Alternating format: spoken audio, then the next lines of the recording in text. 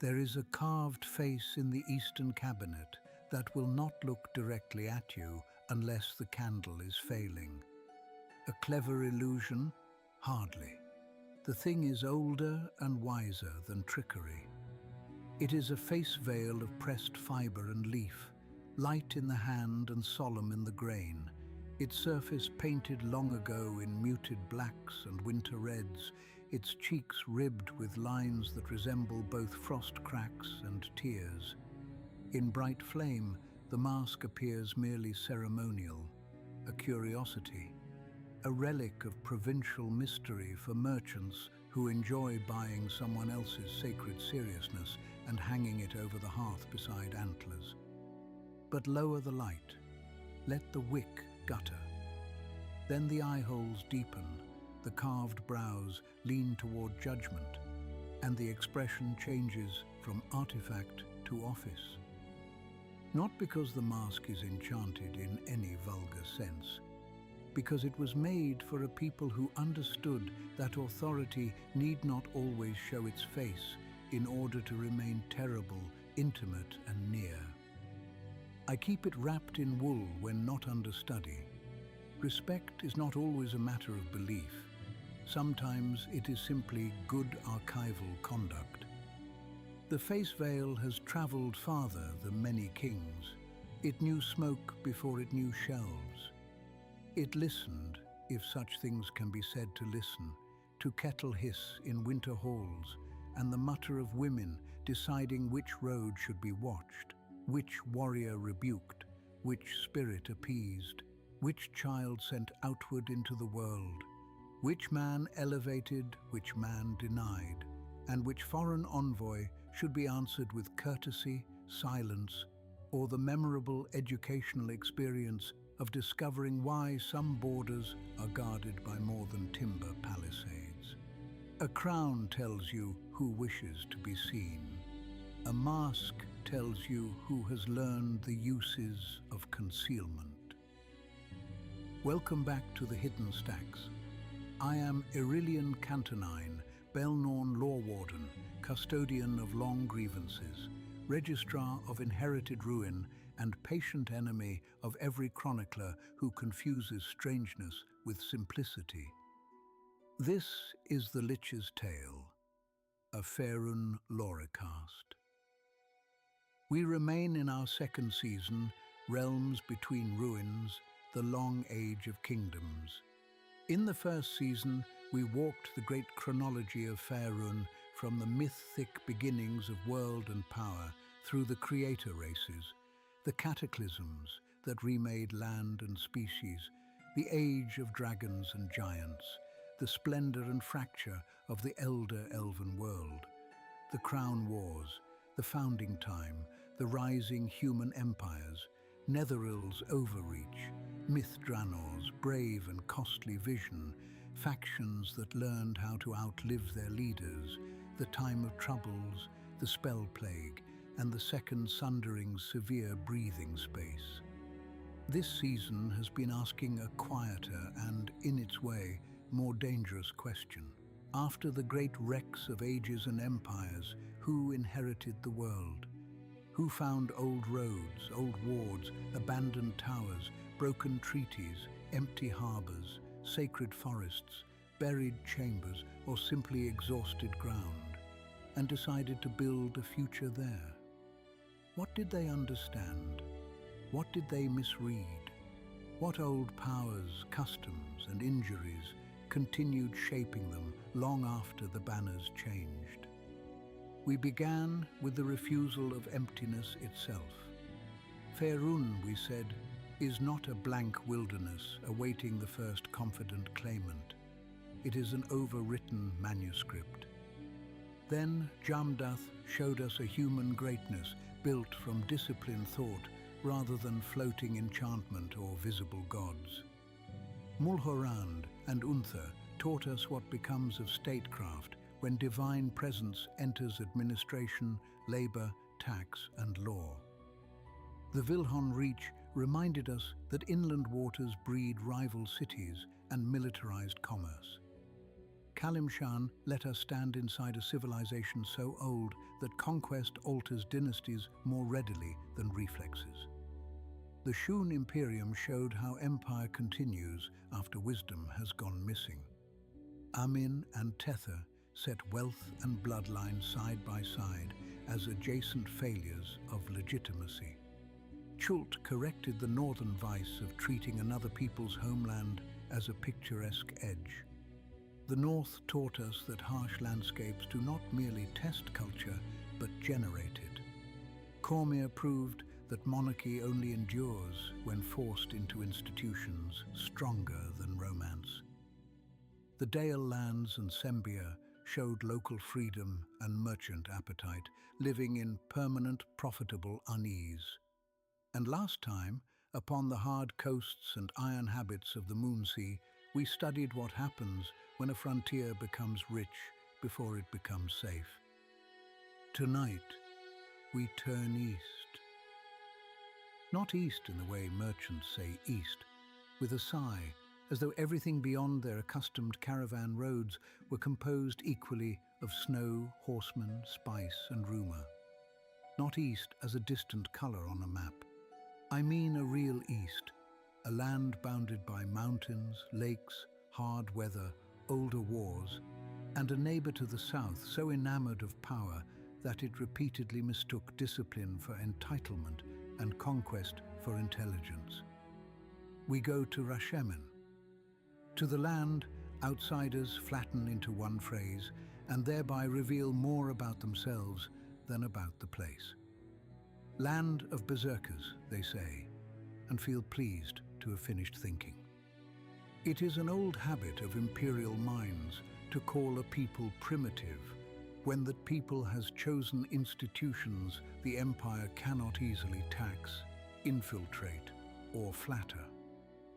Our thesis tonight is that Rashemen survives not by imitating imperial efficiency, but by cultivating forms of social and magical power outsiders repeatedly fail to measure. Ritual authority there is not decorative, it is governmental. Spirits are not picturesque folklore, they are part of the political environment. Oaths do not supplement law, they carry it. Song, taboo, mask, seasonal rite, lodge memory, and women's ritual authority are not the ornaments of an unsophisticated border people. They are the deep architecture of a society that has outlasted conquerors by refusing to look like the sort of thing conquerors were trained to fear until it was far too late. If the Moonsea taught us how frightened cities choose hardness and call it prudence, Rashemen will teach us another lesson. Some places remain free because they never allowed force, memory, land, and sacred obligation to become separate subjects. That, I confess, interests me. But before we enter the cold halls and spirit-haunted woods of the unapproachable East, a word from the sponsor who helps keep these candles lit and these shelves from collapsing beneath the weight of everyone else's unfinished thinking. This episode is brought to you by Dharma Web Solutions. If you need clear, durable, maintainable web design and development, visit dharmawebsolutions.com. There are builders who know how to create something that photographs well the day it launches. And there are builders who understand the sterner test: revision, scale, permissions, continuity, hostile conditions, uneven users, and the inconvenient expectation that the thing must continue functioning once real life begins touching it from all sides. Choose the second kind. Temples, fortresses, archives, and civic institutions all discover the same principle eventually. If upkeep was treated as an afterthought, then collapse was part of the original plan, whether anyone admitted it or not. Now then, let us speak of Rashemen without condescension. The first difficulty is geographic. because geography is always the first ally of lazy simplification. Rashemen sits in the northeast of Faerûn, north of Thai, between the Great Dale and Narfell to the west, and the Sunrise Mountains to the east, with the Ice Rim Mountains hard upon its northern edge. Rivers, lakes, hills, forest and mountain make it defensible in ways outsiders often notice only after their supply lines begin dying.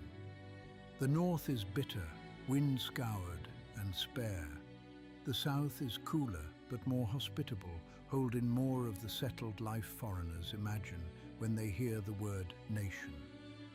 Between these zones lie not merely changes in temperature, but changes in temperament, subsistence, movement, and what sort of strength a settlement must cultivate if it hopes to see spring.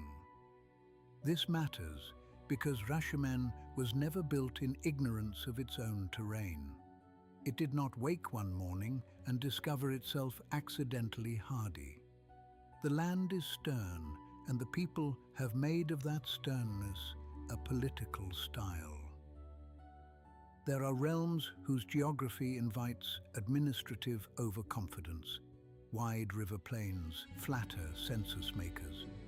Open basins encourage regular roads, regular taxation, regular troop movement, regular arrogance. Rashemen grants fewer such gifts. It yields passage unevenly. It hides as well as exposes. It favors those who know where the snow hardens and where it drifts, where spirits are placid and where they are insulted by carelessness, where a marsh can swallow horses, where a pass can be sealed by weather without help from any army, and which stand of trees should be left uncut because the cost of timber is less than the cost of offending what shelters there. A land like that does not produce the same political fantasies as a plateau full of slave-run granaries and mathematically arranged roads. It produces local knowledge. It rewards memory. It makes centralized command depend on listening rather than merely issuing. That is one reason Rashemen has so often been misdescribed. Outsiders see only what it lacks by their preferred standards. Fewer grandiose civic facades, fewer polished claims to cosmopolitan superiority, fewer self-advertised schools of magic, fewer bureaucratic boasters with ink on their fingers and contempt in their mouths. They do not see until too late the other things the land has made possible: communities hard to starve, warrior traditions difficult to rout, spiritual relationships the invader cannot read, and a political arrangement in which authority can become local without becoming disloyal. One must begin there if one wishes to avoid the common nonsense. Rashemen is not a quaint survival tucked between more advanced powers. It is a deliberate answer to a difficult environment and a vicious neighborhood. And difficult neighborhoods, my apprentice, often teach the truest constitutional lessons. Even the names matter. Outsiders know the Rashemi and the Rashemar as one people, but that familiarity is shallow.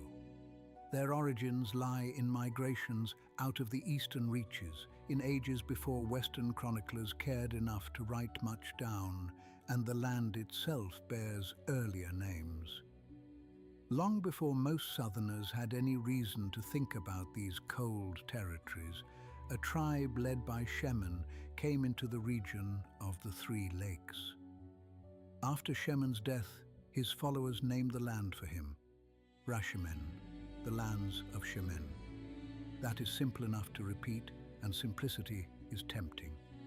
But a name born from mourning is rarely only a label. It is already a compact, already a claim that land and memory have met one another and agreed to remain bound. For centuries, much of Rashemen's life went thinly recorded in the shelves of the Western realms. That silence has misled many later readers into imagining inactivity. It meant no such thing. Isolation leaves gaps in foreign annals, not in local existence. People were farming, herding, hunting, worshipping, feuding, marrying, burying, defending, and singing long before Sembian merchants or Cormarian clerks considered the matter sufficiently relevant to annotate. That silence, in fact, is part of the point. Rashemen became itself without needing Western recognition to authenticate the process. Yet if Rashemen is not a decorative frontier, neither is it untouched by the old imperial world around it. We are in a season about inheritance, and Rashemen inherits more than weather. It rises in the long aftershocks of larger powers to the south and west, powers whose names still throw sparks through Eastern history: Narfel and Raumatar, the demon-ridden Nar realm, and the battle-magic empire of the Raumvirans. To understand Rashemen fully, you must see it not only as its own creation, but as one of the great survivors of a violent regional ecosystem.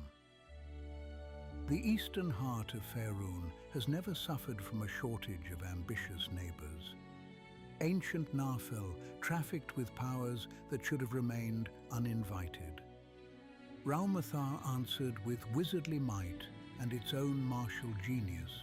Their struggles drenched the region in sorcery, infernal residue, and ruined infrastructure.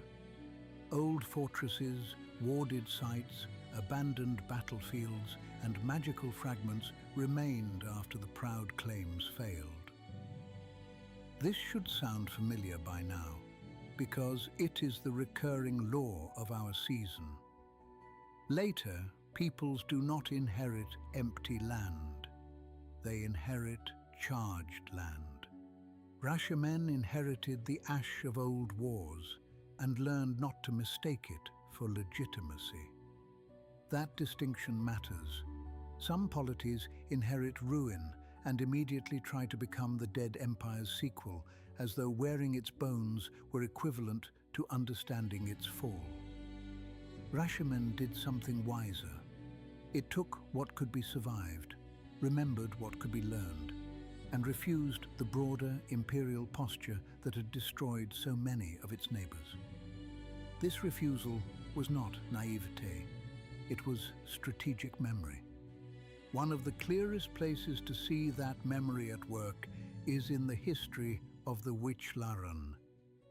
Now here, the record requires careful footing, because Eastern annals are not always perfectly harmonized across all tellings, and later chroniclers enjoy simplifying them in ways that flatten the very thing worth studying.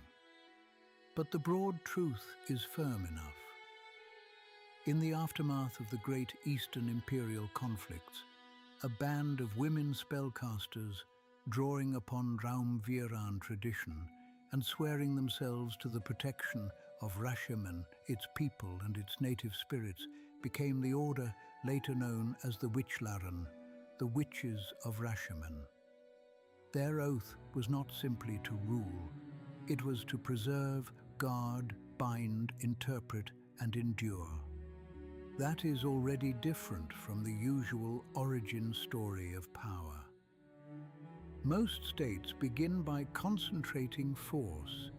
Rashemen, as it came to be known in enduring form, concentrated obligation.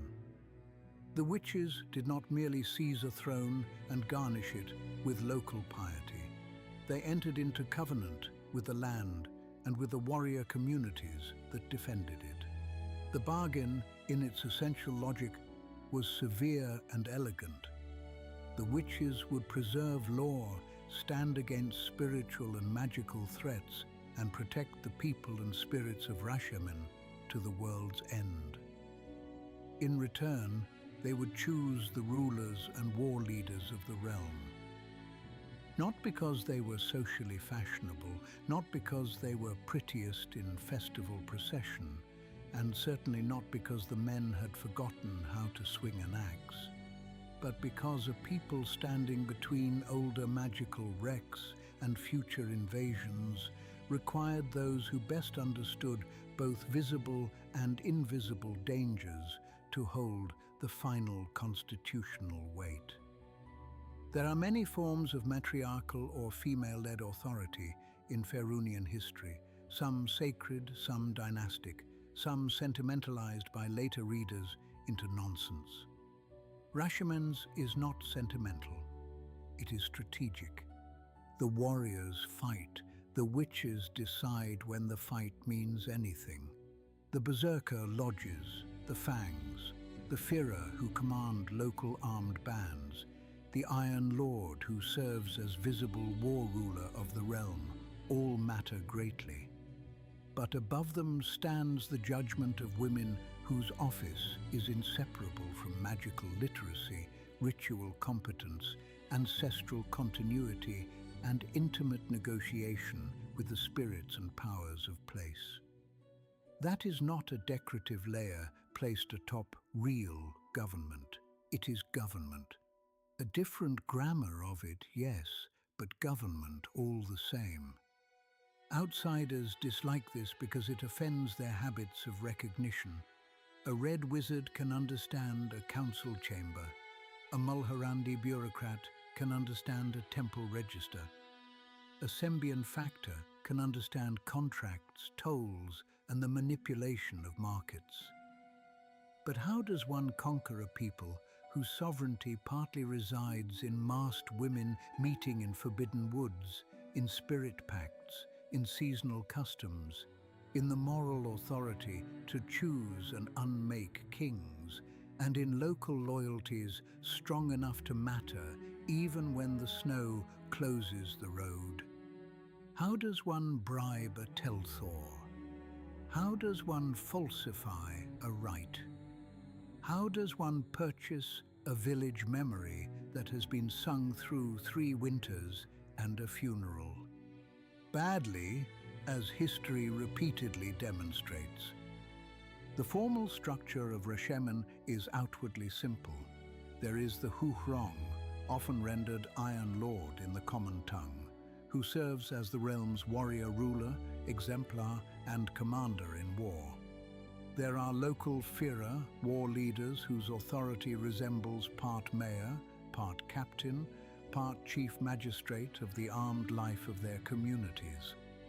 There are the berserker lodges, or fangs, social and military institutions that preserve training, prestige, local defense, and a code of valor severe enough to make softer peoples nervous.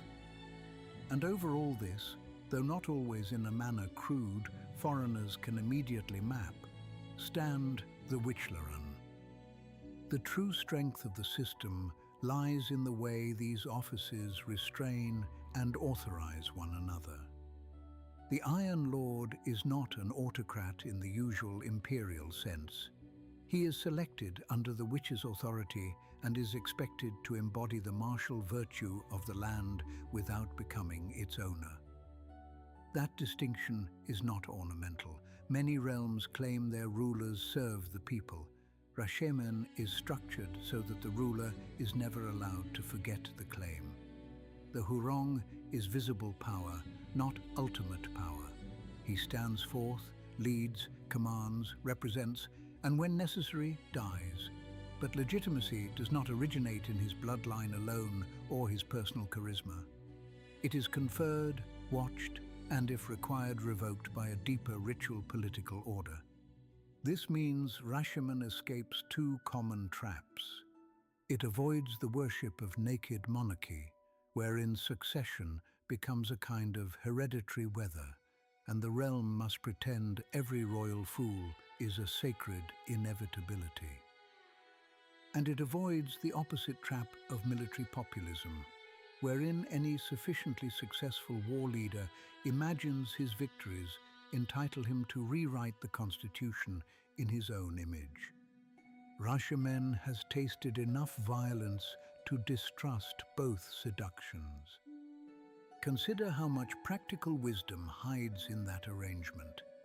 A people living under repeated external threat cannot afford rulers chosen solely for refinement, nor can it afford rulers chosen solely for brute prowess, because brute prowess frequently mistakes itself for political intelligence.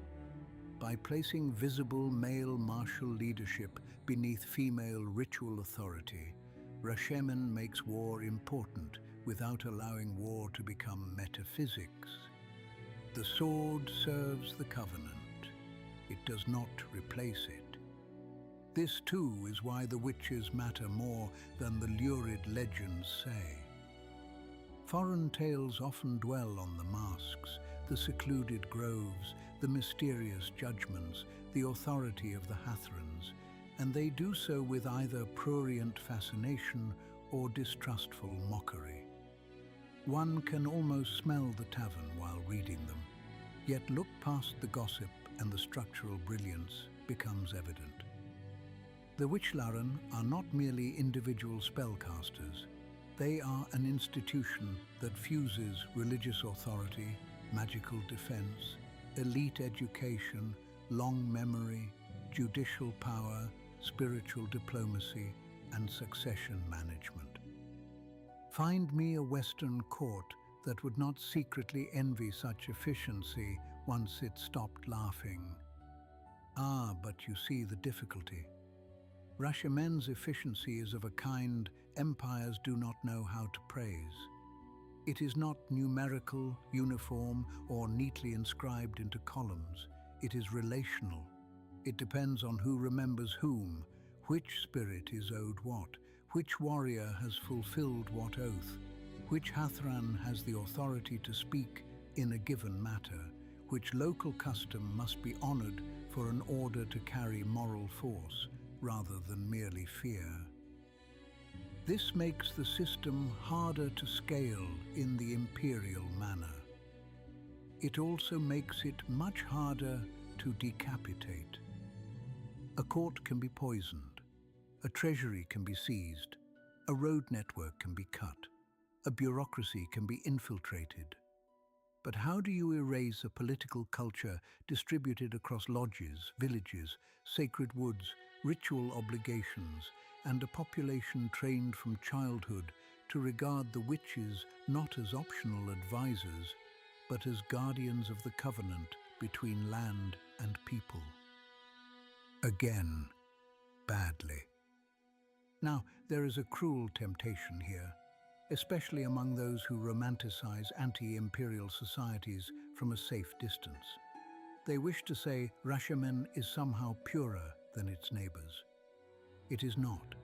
Purity is a word used by those who have either not read enough history or intend to weaponize the term. Rashemen has coercion. It has hierarchy. It has exclusions. It has hard gendered expectations and severe communal judgments. The Witchlaren's authority is not advisory rhetoric. In Rashemen, a witch's word carries the force of law, and defiance is no small matter. There are customs a foreign liberal soul would find severe, and not without reason. But severity is not the same thing as simplicity. That is the point I keep trying to nail through the forehead of received nonsense. Rashemen is sophisticated precisely because it has turned severity into structure. The witches are feared because fear without legitimacy would not have lasted centuries. The warriors are honored because honor there is not merely decorative manliness, but one of the load-bearing materials of public order. Even the local spirits are politically relevant because a land treated as spiritually inhabited generates different patterns of permission, taboo, and belonging than one treated as mute resource. It is this last matter that outsiders perhaps misunderstand most deeply. Rashemen is spirit-haunted in a way the Western heartlands rarely are, or at least rarely admit to being. The Rashomar do not live on dead scenery. they live amid presences.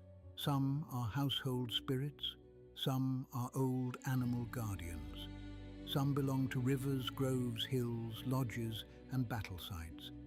Some are the sacred guardian spirits called teltors, incorporeal protectors tied to specific places and often taking the forms of animals or, more rarely, of the honored dead who fell in defense of the land. Their reality is not metaphor to the Rashemen, it is environment. Once you understand this, dozens of Rashemen's customs stop looking quaint and begin looking administratively sane. Why must certain woods remain restricted? Because sovereignty there is not merely territorial but spiritual. Why do rights matter so much? Because spiritual relations require upkeep no less than roads do. Why are some women trained as Hathrans, some elevated to Othlor, and their authority so jealously guarded? Because a society that depends upon continuous negotiation with the powers in its land cannot leave such mediation to chance. Why does a place like the Erlingwood function as more than a forest? Because it is not merely timber standing upright. It is sacred heart, training ground, hidden council chamber, spirit workshop, intelligence nexus, and the living archive of a people who entrusted their continuity to women willing to disappear behind masks in order to preserve it. That is not backwardness, that is statecraft, adapted to a world where the land answers back. So let us descend from the grand shelf of institutions to the bench by the hearth, the shed, the pasture edge, the village square after snow, the hall where the samovar hisses and the tea is stronger than hospitality strictly requires. What does daily life look like when the divine and the spiritual are not abstractions floating politely above existence, but habits embedded in it? First, one must discard the very Western assumption that public life and sacred life are separate rooms connected by a corridor called piety. In Rashemen, they overlap far more completely. The people honor the three, Bala, Keliara, and the Hidden One, regional aspects or names corresponding to deities better known elsewhere as Chauntea, Mieliki, and Mistra. But even this translation misleads if treated too simply. A foreign priest can say, with the dry satisfaction of equivalence, that Bala is Chauntea and Keliara is Mieliki, and so forth. Yet the lived devotion is shaped by landscape, custom, and story. The Rashemen do not merely rename distant gods. They encounter divine power through local idiom, seasonal practice, spirits of place, and a communal memory that does not sharply distinguish cosmic order from the immediate moral demands of winter, planting, warding, and kinship. To pray in Rashemen is often to ask not only for blessing, but for right relation. The field must be tended without insulting what watches from the tree line. The hunt must be undertaken with courage and propriety. The dead must be remembered correctly. A child's birth, a young man's departure on Dejema, a lodge feast, a journey through dangerous ground, a marriage, a funeral, the brewing of fire wine, the opening of spring roads, the onset of first hard snow.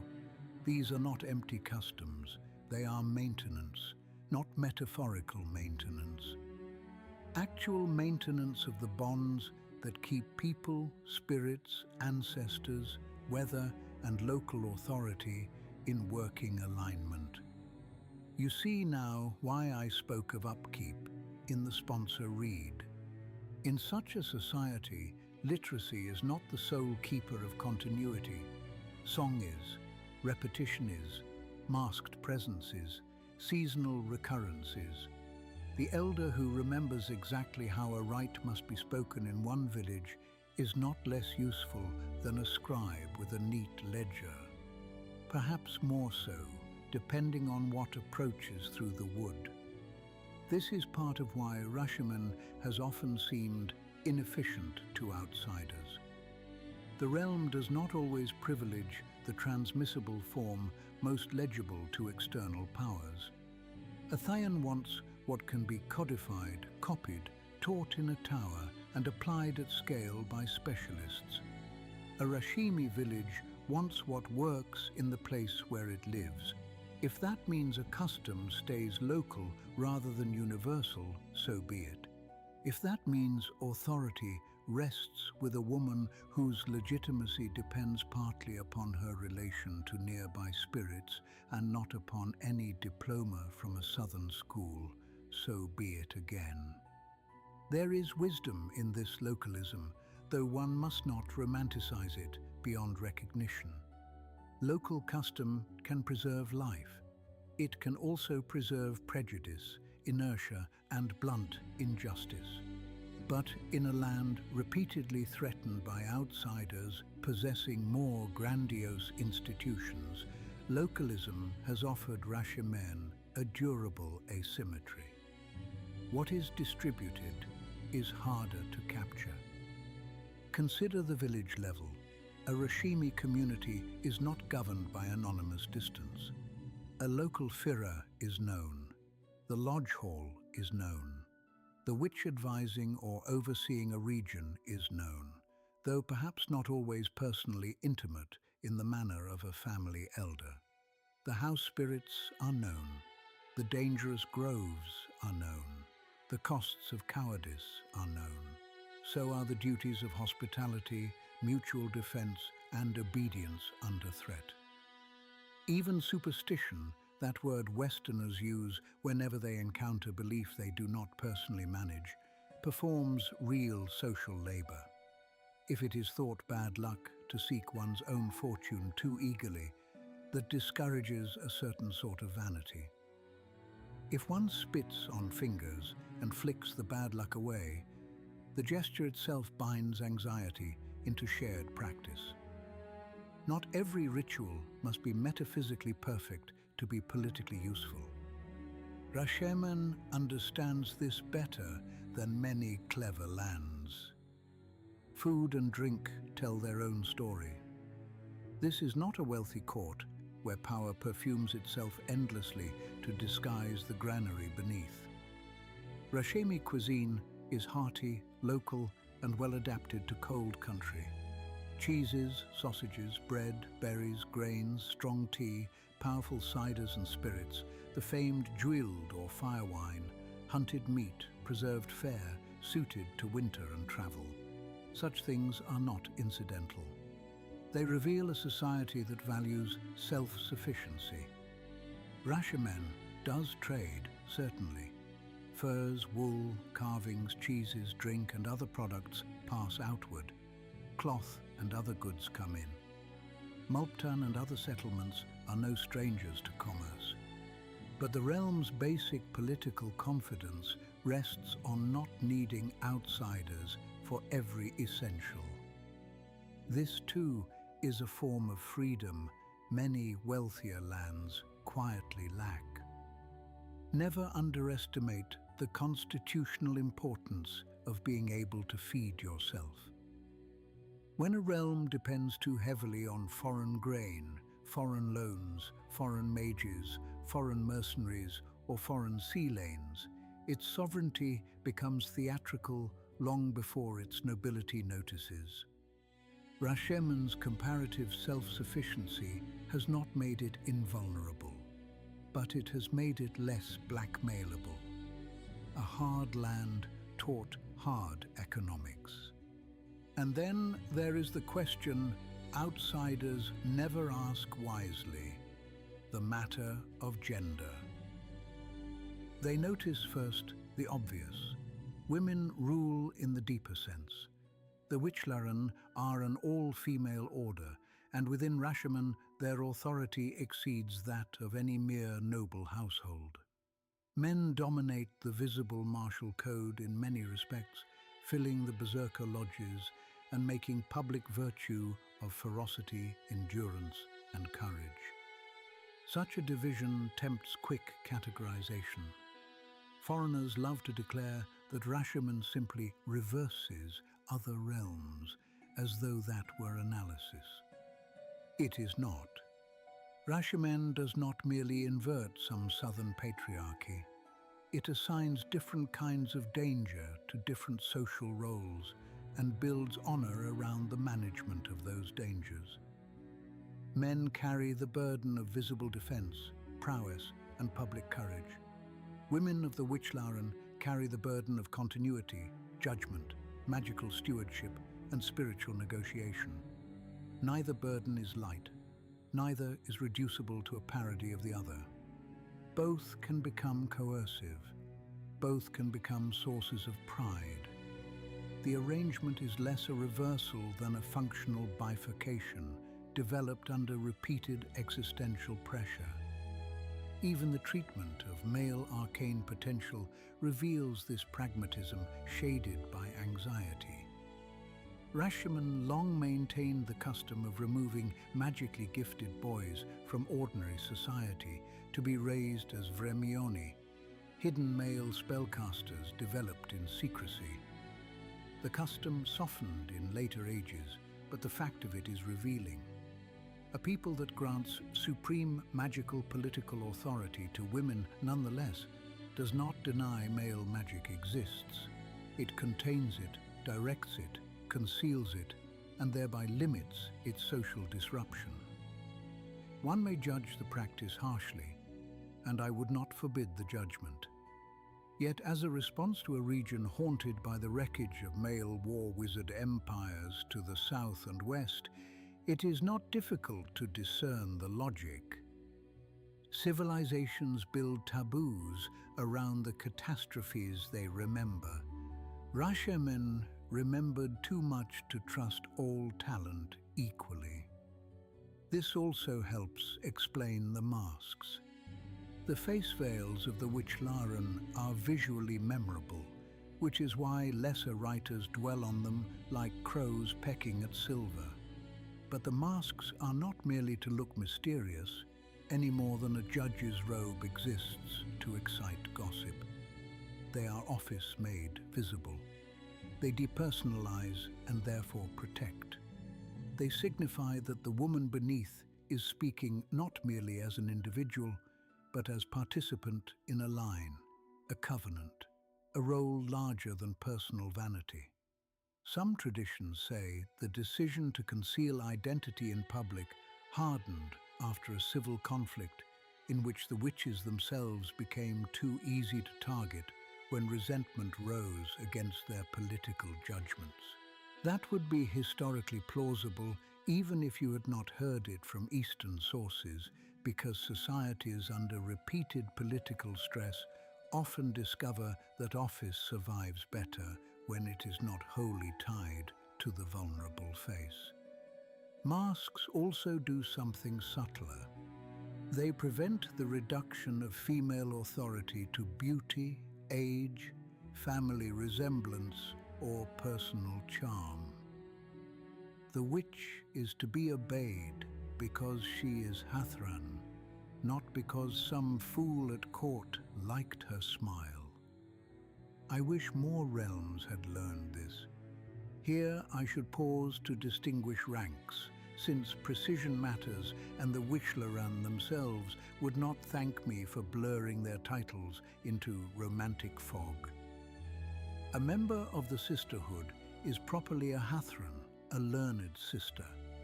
The most powerful and respected among them are called Othlor, true ones, carrying supreme authority within the order.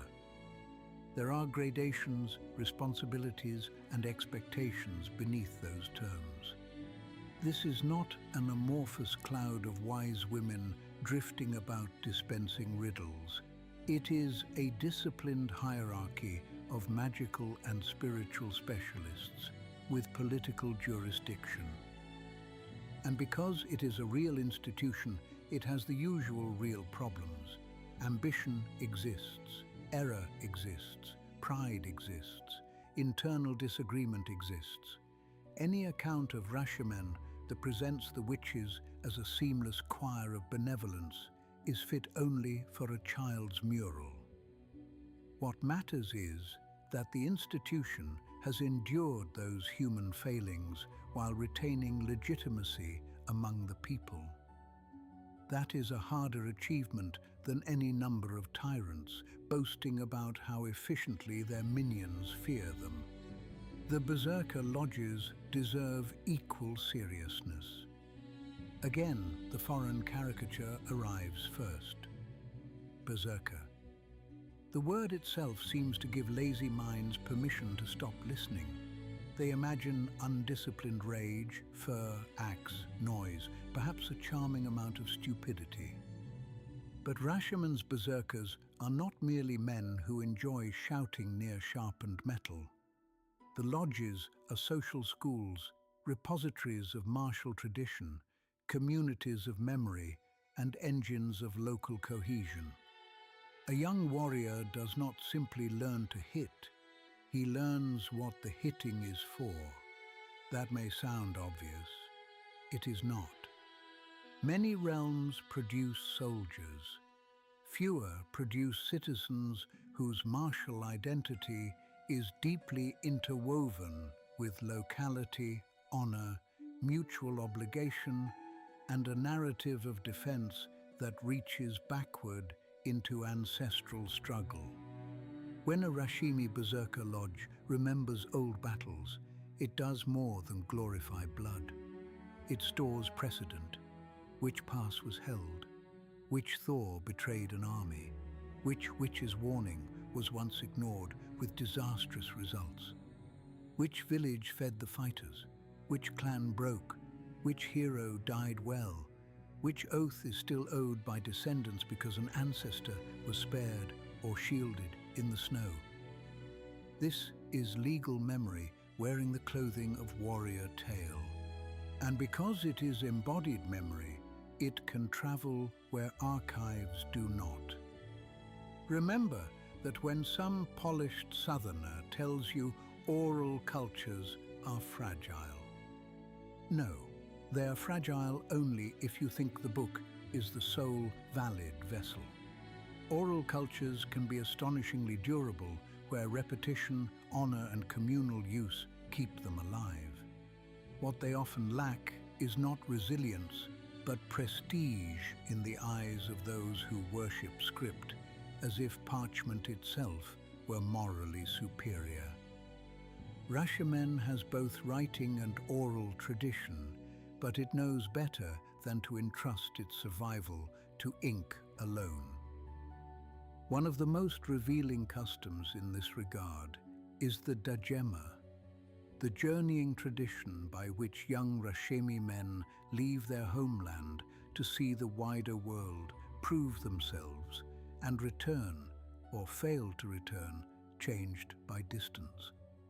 Foreigners sometimes note the custom only because it helps explain why one occasionally encounters a Rashimi warrior in places far from the Sunrise Mountains, wide-eyed, ferocious, honorable, and certain that some local absurdity ought to be corrected with either moral clarity or an axe. Yet, the Dajema is more than a rite of passage. It is a constitutional vent. A proud, inward-looking culture surrounded by threats runs the risk of becoming ignorant through self-protection. Rashemen, characteristically, discovered a way to mitigate that danger without abandoning itself. It sends some of its young men outward under burden and expectation. They learn foreign weakness and foreign sophistication alike. They see how soft lands think, how rich lands corrupt themselves, how cruel lands rationalize cruelty, how other peoples worship, trade, lie, and endure. Then, if they survive, they may return with sharpened judgment rather than with imported worship. This is not cosmopolitanism in the Sembian sense, where openness is often merely appetite-wearing manners. It is disciplined exposure. Sometimes a young warrior travels in service to a witch. The famous example, unavoidable if one cares about characters who carried Eastern habits westward, is the pair of Dinaher and Minsk. She was a young Rashemi witch sent upon grave business, he a berserker serving as protector during his degema, hoping thereby to prove himself worthy of higher honor within his lodge. Their later fame in Western tales has, predictably, encouraged many listeners to reduce Rashemen to their most colorful traits. This is unfair both to them and to the land that formed them. Yet if one listens carefully, they do reveal something true.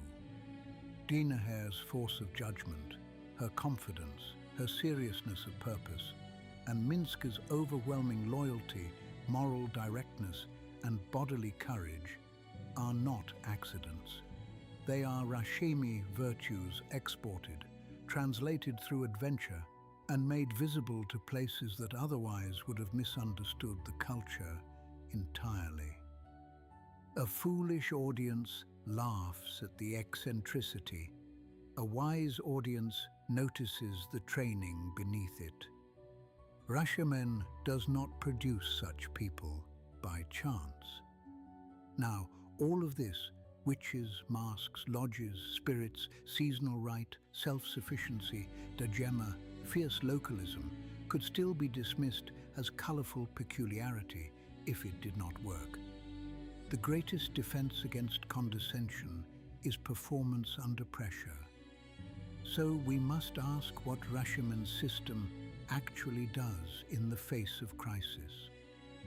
The answer is that it survives where supposedly superior systems repeatedly fail to digest it. Let us begin not with Thay, though Thay is the obvious antagonist, but with a more general principle. Lands on difficult frontiers often face a strategic choice. They may imitate the nearby hegemon in hopes of matching it at its own strengths, or they may cultivate complementary strengths the hegemon struggles to counter. Rashemen chose the latter. It did not become a poorer imitation of an imperial wizard state or a southern temple bureaucracy.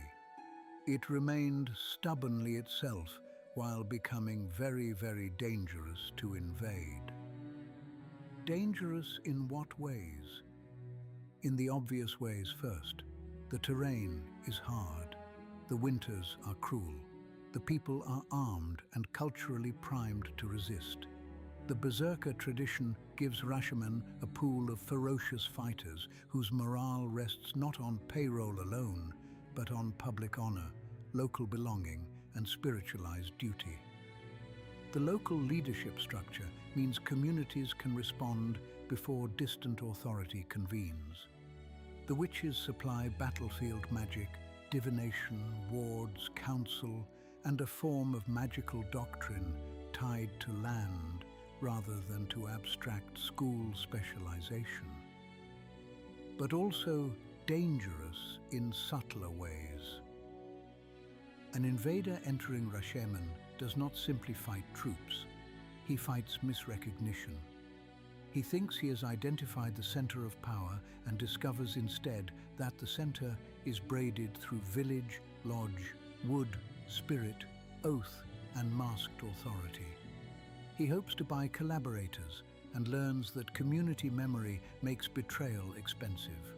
He expects supply seizure to compel compliance and instead meets settlements accustomed to scarcity. He believes fear of sorcery will favor his own wizards, then finds that fear has long since been metabolized into local custom and that spiritual geography can be weaponized against the outsider. He assumes women in masks are ceremonial and then discovers they are command, intelligence, and continuity. Empires do not enjoy being made ridiculous. It irritates them, into repeated mistakes.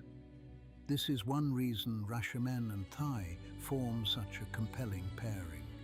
Thay is perhaps the purest nearby expression of specialized arcane authoritarianism, a slave-driven, bureaucratically ambitious, aggressively expansionist magocracy in which magical mastery is overtly systematized, ranked, and politicized. It is a state that understands power as something to be organized into schools, councils, tharks, offices, and material advantage.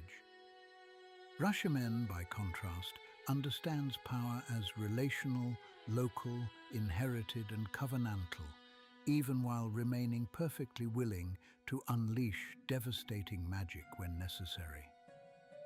Both are serious, both are dangerous, but they imagine reality differently.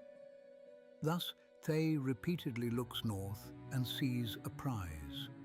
The Red Wizards notice Rashemen's magical wealth, its strategic location, its resources, its defiant population, its lack, so they imagine, of properly legible, centralized structure. Surely, they think, this should be conquerable. Surely repeated application of disciplined arcane force, military organization, and political cunning will eventually reduce a land of masked witches and fur-clad berserkers. Surely. History is unkind to that adverb. The first great lesson came early, not long after Thay broke from Mulhorand and became its own power. The Red Wizards, flushed with their new identity and hungry for expansion, pushed against Rashemen and met disaster at the Gorge of Gauros. That battle should be studied in every academy that claims to teach strategy, though most academies are too busy grooming egos. The lesson was not simply that terrain favors defenders. Every child with a map knows that. The lesson was that a state which treats another people's social fabric as picturesque irrelevance is already half defeated. They saw a backward obstacle. Rashemen answered with berserker fury, witchcraft, native knowledge, and the cold patience of a society built to resist. The gorge became not merely a victory, but a template. Thay would threaten again and again. Rashemen would answer not by ceasing to be itself, but by using itself more completely.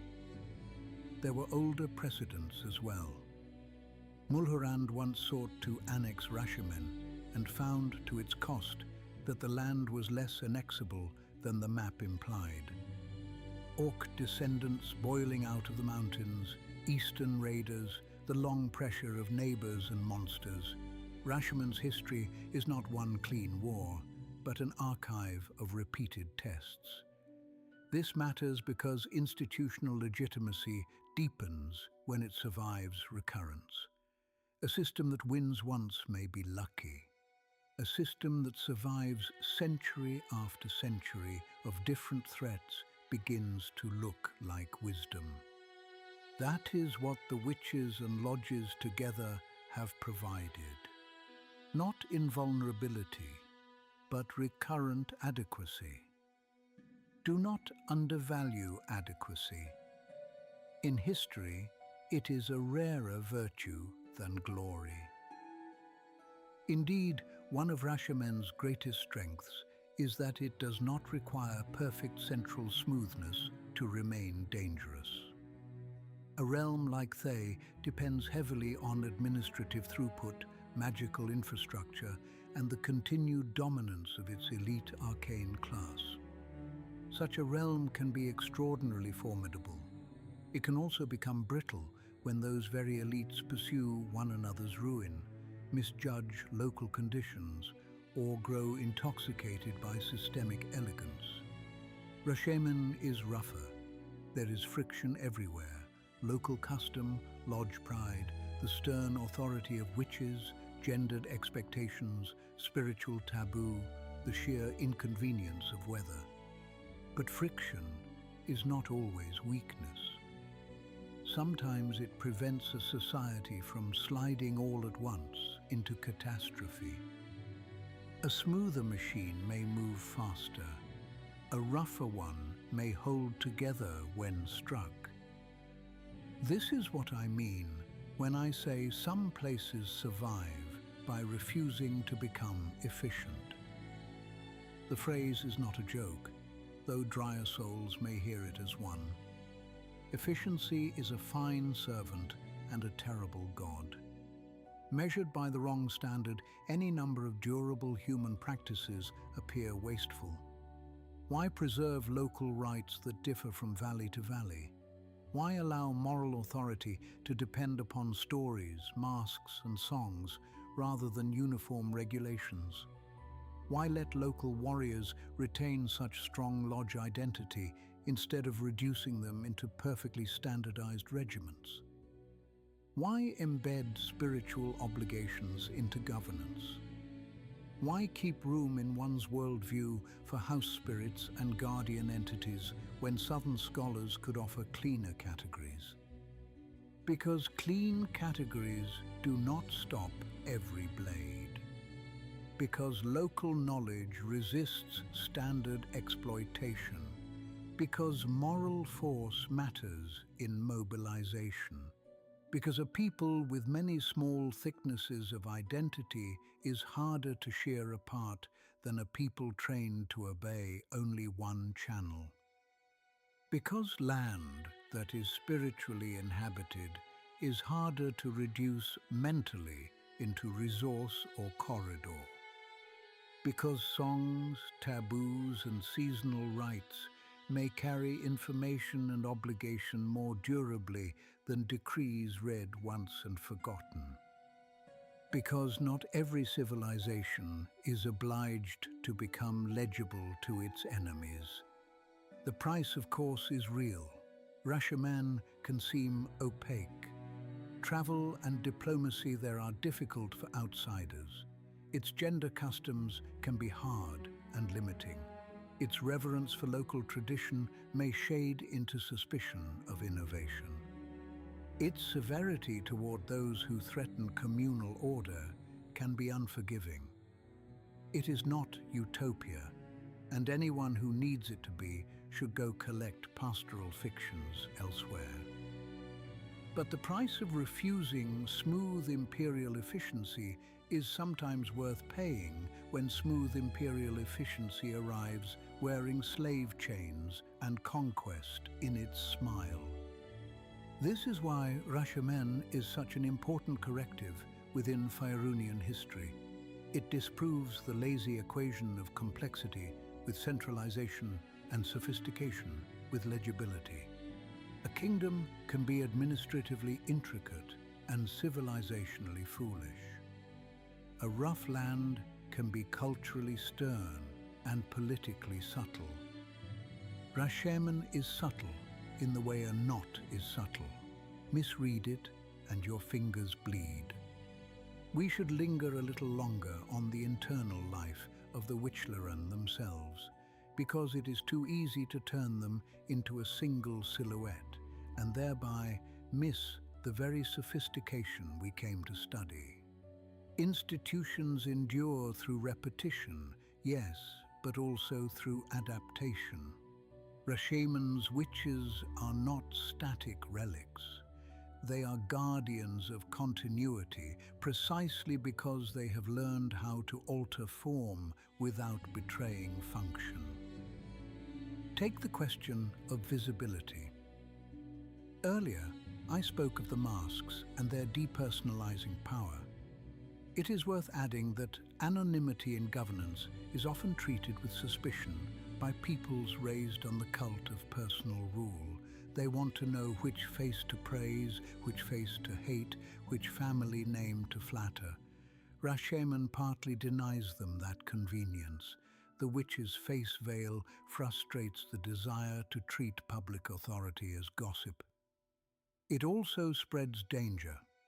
If resentment rises against a decision, there is less temptation to solve the political disagreement through assassination or vendetta against a singular, recognizable beauty or elder. Some Eastern traditions connect this masking practice to periods of intense domestic unrest, when witches became direct targets of those furious at their selection of rulers. Whether one privileges one precise account or another, the deeper truth stands. Rashemen learned that office survives better when it cannot always be reduced to a single, vulnerable face. That is an institutional adaptation born of pain. The same is true of the witch's sacred geography. The Erlingwood is not simply a private retreat for mysterious women.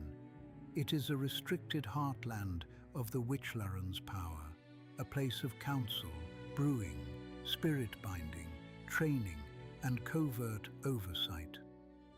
Foreign trespassers in such places are sometimes killed outright, a fact that offends polite sensibilities until one remembers how many southern realms would sooner tax sacred space into banality and call the result enlightenment. Rashemen's witches understand that the strategic, sacred, and secret often require one another. You cannot maintain certain kinds of power under permanent foreign scrutiny. This, too, is sophistication. Not everything worth preserving is compatible with transparency, as merchants and conquerors like the word. Then there are the titles and ladders within the order, the disciplines of apprenticeship, the hard selection of who may join and who may not. A Hathran is not merely a woman with talent. She is a trained, socially embedded office bearer. An Othlor is not merely the oldest in the room. She is one who has risen into the highest authoritative tier within the sisterhood. Lesser writers present magic in the realms as though it were either innate spectacle or academy product. Rashemen reminds us there is a third model, magic as sacred civic vocation. A Hathran heals, judges, commands, interprets omen, mediates with spirits, guides souls, advises rulers, disciplines communities, and in extremity devastates enemies. That is far more like the role many other societies assign collectively to priests, magistrates, court wizards, abbesses, funeral keepers, and intelligence officers. Rashemen braids the functions together. Braided institutions are often denser than they first appear. And because they are denser, failure within them carries greater risk. That brings us to a necessary complication. Not every witch of Rashemen serves the common good. Not every spirit contact purifies. Not every masked office restrains ambition. There exists, in the history and feared present of the land, the dark mirror of the Witchlaran, the Durthans, witches who turn toward harsher and more destructive spirits, who seek power and vengeance without the same covenantal restraint, and who imagine Rashemen better served by domination than guardianship. This is crucial. It proves that Rashemen's political theology contains its own temptations and schisms. The land is not saved from corruption by being local. The very same spiritual intensity that grounds Witchlaran legitimacy can be bent toward darker ends. A Durthan still understands masks, secrecy, spirit lore, and the emotional grammar of Rashimi life. That makes her more dangerous, not less. She is treachery from within the pattern. Every enduring institution generates its own heresies. The existence of the Durthans is not evidence that Rashemen's system is false. It is evidence that the system is real enough to cast a shadow. And the people know it, which is why trust in Rashemen is never merely sentimental trust. It is disciplined trust, alert, tradition-bound, enforced by custom and sharpened by the knowledge that great powers can be abused from inside as well as from outside. There is tragic wisdom in that alertness. The Rashemen do not have the luxury of innocence. They have memory instead. Memory also governs their relations with the dead. In many lands, the dead are either sentimentalized or bureaucratized. One builds a shrine, recites proper formulas, and carries on. In Rashemen, memory of the dead often remains politically active. The honored fallen may become telltales bound to the sites they died protecting. Ancestors survive not only in genealogy, but in landscape and obligation. A mound is not just a mound. A grove is not just shade. A ruined watchpost is not merely obsolete. If someone died there for the land, the place may still be inhabited by that duty. This creates an entirely different texture of public space. Walk a road in Cormier and you move through lore. Walk a road in Rashemen and you may move through lore, memory, and spiritual witness simultaneously. The same hill can be topography, lineage marker, defensive position, and sacred charge. That density is one reason Rashemen is so difficult for invaders to truly possess. Occupation requires more than holding a fort. It requires replacing meanings. Few conquerors have the patience or humility for that, and those who try often discover that the land itself has opinions. The Rashemen relation to house spirits, local spirits, and guardian entities also changes domestic life. A household is not merely a unit of production and kinship. It is a site of reciprocal maintenance. Hearths, thresholds, stored food, guest rite, offerings, bits of careful observance that Western skeptics roll their eyes at until something in the wall begins answering back. These practices help produce a society in which the ordinary is enchanted without necessarily being theatrical. Magic is not kept entirely in towers or court rituals. It diffuses. Not everyone is a spellcaster, of course. That would be absurd. But everyone lives with the assumption that unseen relations matter. This assumption produces caution. It also produces resilience. A society in which the unseen is normalized is less likely to shatter when the impossible becomes visible. Compare that with certain wealthier lands where a single manifestation or haunting can cause urban panic because the citizenry has trained itself to outsource the whole category of wonder and terror to professionals. Rashemen has professionals, yes, but it has also kept popular fluency in a world that contains more than flesh and timber. Such fluency is difficult to quantify. It is nonetheless a strategic asset. And now we must speak properly of war. Not because Rashemen is only warlike, that is the vulgar misreading, but because repeated war reveals whether a society's hidden arrangements truly hold. Rashemen has suffered attack from many directions across the centuries. The old imperial powers of the east and south tested it. Orc surges from the mountains tested it. Steppe invasions tested it. Thay, ceaselessly fascinated by the prospect of subduing its northern neighbor, tested it again and again. Each invasion differed in motive, composition, and method. Yet the recurring result is instructive. Rashemen bends hard and fights harder. The Red Wizards of Thay, especially, deserve attention here, not only as enemies, but as failed interpreters. They are excellent examples of intelligent people drawing stupid conclusions from incomplete categories. From their vantage, Rashemen must have seemed almost provocatively annexable. A cold land, rich in magical tradition, but lacking a proper metropolitan arcane establishment of the Defiant kind, ruled by women whose authority could perhaps be undermined, inhabited by warriors whose ferocity might be outmaneuvered by superior magical doctrine and state organization. Such reasoning would have seemed rigorous in council. One imagines many satisfied nods.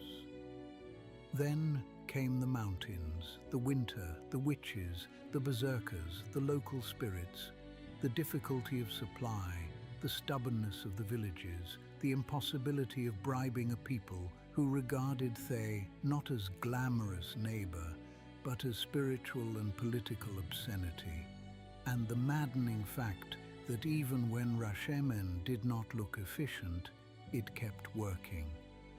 There is a kind of defeat that does not merely bloody the attacker, it humiliates his categories.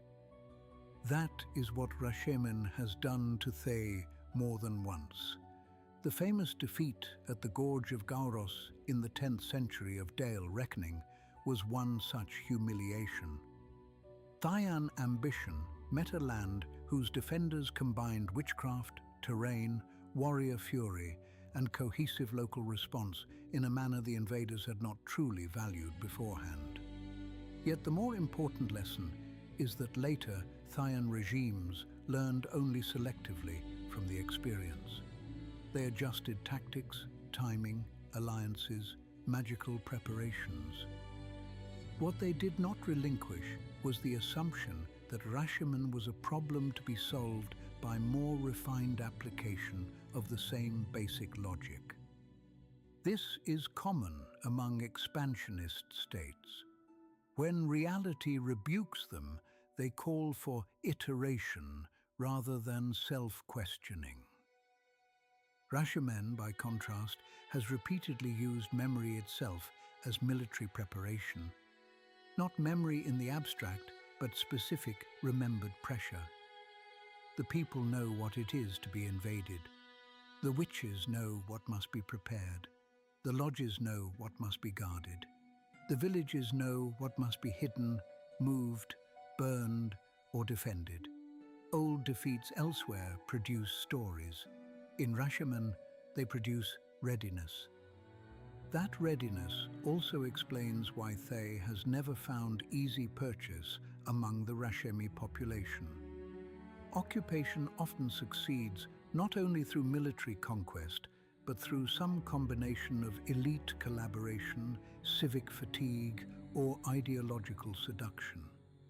They could offer power, yes, but the form of power it offered was visibly abhorrent to much of Rashemen's moral order. Slave-based wealth, arrogant arcane hierarchy, instrumental treatment of land and spirit, contemptuous views of northern backwardness, all of this made Thay an easier enemy to recognize than some subtler imperial masks might have been. Hatred, in this case, simplified defense. This does not mean every Rashemi soul was incorruptible. No people enjoys that blessing. Smugglers exist, traitors exist, cowards exist, the Durthans exist, and private resentment can always become a lever in times of stress. But as a civilizational rival, Thay is almost too pure a foil. It makes too visible what Rashemen despises. That grants the witches and lodges a powerful moral coherence in war. The struggle against Thay, then, is not only territorial, it is pedagogical. Each side teaches the other what kind of world it inhabits. Thay teaches Rashemen that empire, when ruled by arcane appetite, will keep returning so long as it believes enough force can reorder the map. Rashemen teaches Thay that some lands cannot be properly understood until one admits their people may not share one's definitions of real power. To be repeatedly unable to learn that lesson is a very expensive intellectual flaw. Nor was Thay the only empire to discover that northern contempt can be fatal. Mulhorand, too, in an earlier age, attempted to extend its authority northward and found the passage less compliant than ambition had promised. The specifics of campaigns blur in casual retelling, but the pattern remains. Southern states repeatedly looked upon Rashemen and imagined extension. What they encountered instead was a people for whom survival against larger neighbors had already been folded into identity. That distinction is profound. A state built for expansion experiences war as projection. A state built for endurance experiences war as confirmation. There is grim psychological advantage in that. Even the famous orc incursions and monster pressures from the mountains contribute to the same cultural schooling. Rashemen's enemies are not always civilized in the bureaucratic sense. Some are simply hungry, savage, opportunistic, or displaced. Yet these threats still educate. The lodge learns vigilance. The village learns quick assembly. The Fira learns that boasting without preparedness is a short road to widows. The witches learn which old wards hold, which spirits answer, which ruins remain dangerous enough to lure desperate men and creatures. Recurrent lower-grade violence can, in fact, be as important as grand wars in shaping a polity. It keeps readiness from becoming entirely ceremonial. A sword hung above the hearth for 3 peaceful generations becomes decoration. A sword used each decade remains constitutional. Then there was the Tuigan catastrophe, a later wound and therefore especially revealing. The Horse Lords sweeping westward across the east of Faerûn during the Great Invasion brought devastation to many lands, and Rashemen did not pass untouched. The siege and destruction of Citadel Rashemar in the Sunrise Mountains remains one of those episodes that should cure anyone of speaking too smugly about perpetual resilience. The fortress held, was besieged, suffered, and finally fell. The Tuigan did not permanently conquer Rashemen, but the damage was real. A mighty fortress became ruin. Eastern settlements suffered. Goblinkin and other fell things later infested the broken site. The land absorbed the wound rather than erasing it. This is another way Rashemen reveals maturity. It does not pretend every scar was actually a victory if one squints hard enough. Mature civilizations do not confuse endurance with invulnerability. Indeed, Rashemen's relation to defeat is worth studying. Where some proud states bury embarrassment under monument and self-myth, Rashemen often leaves warnings in place. Ruined keeps remain ruined. Dangerous sites remain marked by tale, taboo, or avoidance rather than by cheerful redevelopment. The dead continue to matter. The memory of failure is not always cleansed into public optimism. This can seem bleak. It is also honest, and honesty has defensive value. A people that preserves warnings is harder to flatter into repetition. That said, one should not imagine Rashemen frozen in caution alone. There is life, humor, boasting, romance, feasting, music, and ordinary domestic affection in the land. Children do not grow up reciting only casualty lists and spirit names. They race, quarrel, flirt, compete, learn craft, hear stories, and judge one another's worth in familiar human ways. The point is not that Rashemen is perpetually Dor. The point is that its joys are not built on amnesia. Even celebration there often has a stern edge. A feast is gratitude after danger. A marriage joins households in a world where households may one day need each other under arms. A strong drink warms bodies that know cold intimately. A joke at a warrior's expense works because everyone understands the seriousness beneath the mockery. You cannot understand Rashemi humor if you do not understand Rashemi risk. This is why outsiders so often get the tone wrong. They turn the land into one of two lies.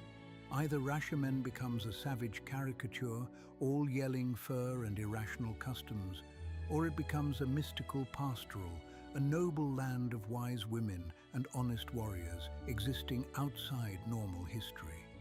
Both lies are convenient. Neither is true. Rashemen is historical. That means it is compromised, adaptive, layered, inconsistent, proud, and wounded. The witches rule sternly and are still argued over. The warriors embody honor and still fail it.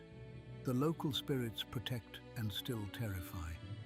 Tradition preserves wisdom and still imposes pain. Outsiders are often misread, but outsiders also sometimes bring needed knowledge. The realm is self-sufficient and still trades. It is suspicious and still sends some of its young abroad. It preserves old ways and still changes when forced. Such complexity is what adulthood looks like in a civilization. Now, because this season is concerned not merely with isolated realms, but with how later Faerûn becomes recognizable, we should ask what Rashemen contributes to the larger political imagination of the realms. First, it offers one of the clearest examples that women's authority in Faerûn can be neither merely dynastic nor merely religious in the soft private sense. In Rashemen, female authority is public, coercive, spiritual, magical, and constitutional at once. The Wishlaren are not queens in the southern noble style, nor are they cloistered priestesses removed from daily governance. They are statecraft embodied through ritual office. That matters enormously when one surveys the wider map. It reminds us that Faerûnian political forms are more varied than the usual king-court army template beloved by shallow readers. Second, Rashemen demonstrates that magic need not be organized like a school or empire to shape society profoundly. We have already seen magic as infrastructure in Netheril, magic as temple-backed order in Mulhorand, magic as psionic statecraft in Jamdath, magic as oppressive specialization in Thay's later form. Rashemen gives us magic as covenant. It is distributed through people and place, not only through towers and texts. That makes it less ostentatious, perhaps, but no less real. Third, the realm complicates the old opposition between frontier and civilization. A frontier is usually imagined as a place where civilization thins, but Rashemen suggests another possibility. A frontier can produce its own dense civilization, one simply ordered around different priorities. There are laws, there are offices, there are rites of succession, there is strategic doctrine, spiritual administration, judicial authority, economic pattern, military culture, and a national narrative of endurance. If that is not civilization, then the word has been stolen by accountants. Fourth, and perhaps most importantly for later adventuring ages, Rashemen preserves the idea that freelance heroism can coexist with communal discipline. This is no small contribution in a world that keeps producing wandering champions. The Dajema, the lodge tradition, the pairing of warrior and witch in certain outward journeys, the expectation that courage should return home wiser rather than merely bloodier. These ideas shape how later audiences encounter Eastern heroes. One cannot fully understand why Western listeners responded so strongly to figures like Minsk and Dynahair without appreciating that they embody an already coherent, heroic grammar. They were legible because Rashemen had long since written the type. Fifth, Rashemen stands as rebuke to the fantasy that centralization is the natural destiny of every successful polity. This rebuke becomes more important the further one moves into later Faerûn, where factions, adventuring companies, churches, lodges, guilds, local militias, and semi-formal networks do so much of the work states cannot manage alone. Rashemen, in its own distinct idiom, has always known this. It never expected all competence to reside in one capital office. A realm that expects competence to be distributed survives surprises better. Of course, there are limits. The very distribution that grants resilience can complicate reform. Strong local identity can make unified response slower in matters not already encoded by tradition. Reverence for custom can punish necessary experiment. The Wishlaran supremacy, however wise in aggregate, can also narrow what sorts of dissent are permitted. Men consigned wholly to martial honor may be trapped within it. Women outside the sisterhood do not automatically enjoy universal emancipation simply because the political apex is female. One should not carelessly confuse elite female authority with egalitarian social life. Rashemen is not a pamphlet, it is a country. And a country, if honest, always contains harder edges than its admirers prefer. Let us examine those edges a bit more closely. The moral prestige of the berserker ideal is powerful, but like all ideals, it can become tyrannical when inadequately tempered.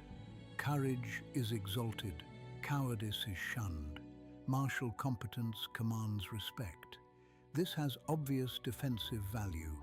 It also means gentler temperaments, weaker bodies, and more reflective souls may find themselves measured unfairly unless other forms of worth are strongly protected. Rashemen's witches, local customs, and domestic networks help mitigate this, but they cannot abolish it. A culture that prizes warrior ferocity will always risk undervaluing quieter virtues. Similarly, the mystique of the Wichlaran can become oppressive when ordinary accountability blurs behind sacred deference. If a witch's word is law, then a good witch protects the realm magnificently. A bad witch can do great harm before correction arrives. The sisterhood's internal discipline matters enormously for this reason, and the existence of Durthans shows precisely how severe the consequences can be when magic, authority, and grievance fuse wrongly. Even the spirit-bound worldview has dangers.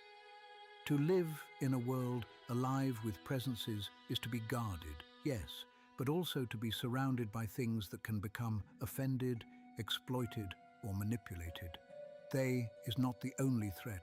Renegade witches, hags, cruel spirits, and ancient regional residues all make the spiritual environment morally risky.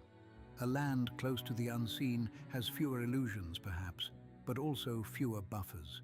Rashemen accepts those risks because the alternative would be spiritual amputation. One may debate the choice. One cannot deny its consistency. We should also put some names back on the map, because places are arguments, and Rashemen makes several at once. Imilmar, the capital, is where the visible strands of authority are easiest for foreigners to perceive. The Iron Lord's seat lies there, and the Witch's Hall stands not far away. a proximity that tells you everything you need to know about the realm's constitutional truth. The warrior ruler and the masked stewards of deeper power do not occupy separate universes. They inhabit the same city, the same political weather, the same necessity of consultation and restraint. Imilmar is not some bloated imperial showpiece. It is the seat of a land that expects governance to remain hard, practical, and answerable to the conditions beyond the walls. Mulsantir, by contrast, has long borne the weight of border vigilance. A fortified city facing repeated pressure, it reveals Rashemen's capacity to turn exposure into civic identity. To live in a place like Mulsantir is to understand that urban life need not be decadent to be urban. Walls there are not historical vanity, they are recurring grammar. Mulpton offers yet another face: commerce, exchange, the partial opening by which Rashemen touches the wider realms without surrendering to them. Here, foreign traders and local needs meet more directly. Goods pass, information passes, misunderstandings pass in both directions. A people may protect itself fiercely and still require gateways. The trick is to maintain the gateway without letting it become a mouth through which the realm is consumed. Tasunta, the city of warriors, makes the martial culture explicit. Lodge life, reputation, and the visible shaping of public masculinity become more concentrated there. Yet even here, the lurid outsider fantasy of endless, undirected ferocity fails. A city of warriors can still be ordered, ritualized, and socially legible. Indeed, it must be, or it becomes merely a riot with architecture. And beyond the settled places lie the sites where inheritance becomes most evident. The Erlingwood, as I have said, is heartland in a deeper sense. Not economically perhaps, nor administratively in the flat bureaucratic sense, but spiritually and politically. It is forbidden in part because certain centers must remain resistant to inspection if they are to preserve the realm that depends on them. The Erlingwood is where the Witchlaren retreat, work, brew, bind, and watch. Anyone who thinks such seclusion proves primitive secrecy should first ask how many states rely on private war councils, sealed archives, and invisible intelligence networks, while pretending public transparency is their defining virtue. Then there are the old ruins, and here the season's governing idea returns with full force. Rashemen stands amid the remains of earlier powers. Raumathari sites still scar and seed the land. The ring of blue fire, the towers of smoke, the lost Nar and Raumathari strongholds, the fortress of the half-demon, mines, tombs, blasted remnants, magical residues. All these remind us that Rashemen was not born into innocence. It inherited dangerous leftovers and, unlike many greedy realms, did not immediately turn that inheritance into a program for renewed empire. That restraint is one of its least celebrated achievements. Imagine the temptation. Ancient battle magic lies buried nearby. The wreckage of Raumathar and Narfell is not merely archaeological, it is potentially usable.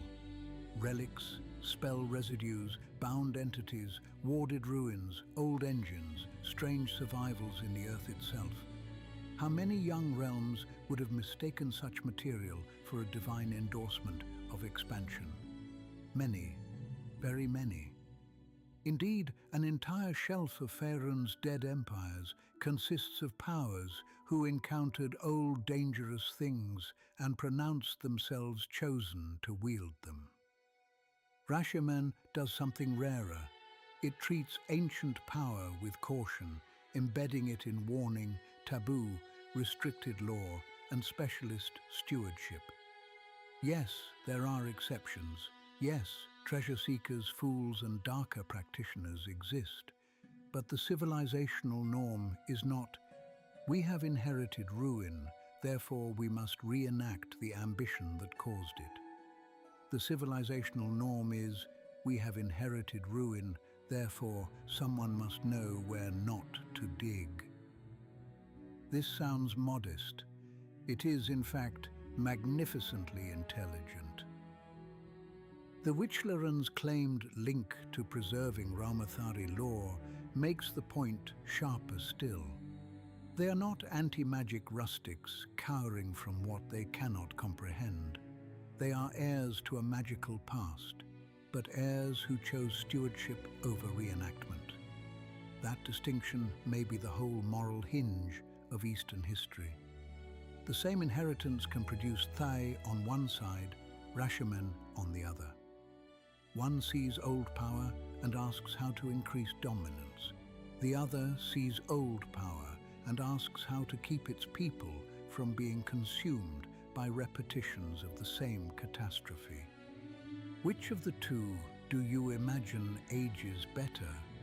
Even trade reveals Rashemen's selective openness. The realm is no hermit fantasy. Caravans run, the Golden Way and other routes matter. Goods move through northeastern Faerûn. Traders in Mulptan and beyond know Rashemen's furs, wool, cheeses, carvings and firewine. Foreign cloth and other wares come in. Diplomacy exists because it must. But trade is never allowed to define the realm's soul. This, again, separates Rashemen from places like Sembia or Amn, where commerce strains ceaselessly towards sovereignty. In Rashemen, wealth is useful. It is not sacred. A market can support the people. It may not own the covenant. Do not underestimate how revolutionary that sounds in some ears. Merchant powers tend to assume every society eventually translates all values into negotiable equivalents if only enough pressure and opportunity are applied.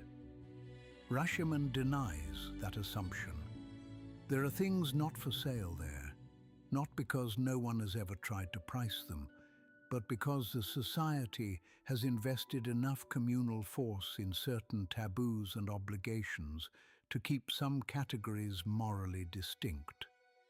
Sacred woods, the authority of the witches, the honor code of the lodges, the relation between the living and the guardian spirits. These are not infinitely elastic under market pressure. Could corruption creep in? Naturally. All human things can be bought at the margins. The achievement is not perfect incorruptibility, which is fantasy, but cultural resistance strong enough that the margins remain margins. This also affects how Rashemen interacts with neighboring peoples. Foreign envoys, traders, and wanderers are not all automatically enemies. That too is a lazy misunderstanding. But they are received into an already meaningful world, not into a vacuum eager for outside validation. One of the profound differences between strong and insecure cultures is the degree to which foreign presence induces imitation. Rashemen can observe without immediately kneeling. It can borrow without forgetting the source of its own legitimacy. That is one reason Dajema can exist without dissolving the culture that sends its young abroad. The outward journey is framed by return. Return matters. I have known long-lived peoples who mastered the arts of exile and wandering so thoroughly that they forgot how to come home without inventing a myth to stand in for it. Rashemen, for all its sternness, has preserved home as something thicker than sentiment.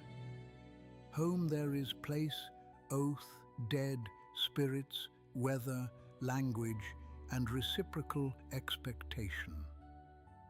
That thickness is what permits controlled exposure to the world. The world may be seen because the hearth remains defined. This gives Rashemen an unusual relation to identity. It is neither purely blood-based, nor purely territorial, nor purely legal in the southern sense. It is participatory and inherited at once.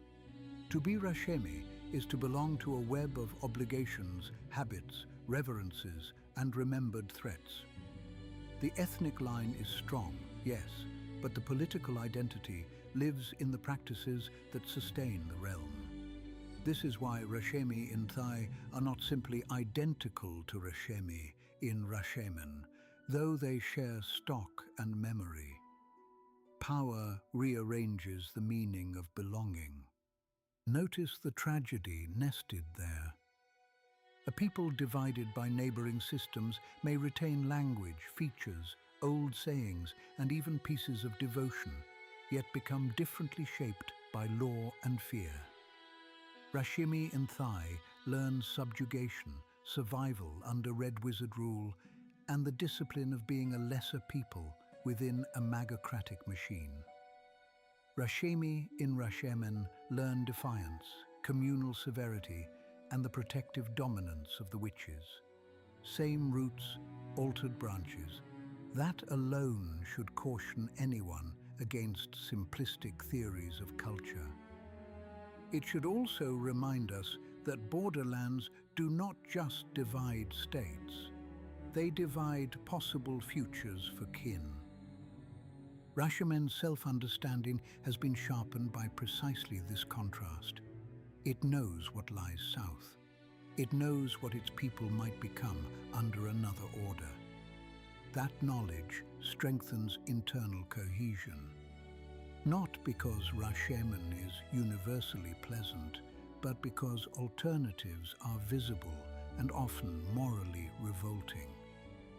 One might say with some justice that Thay helps govern Rashemen simply by continuing to exist as the nightmare next door. But a nightmare next door can also distort. Hatred of an enemy stabilizes many things while impoverishing others. It encourages vigilance, solidarity, and sacrifice. It can also narrow imagination.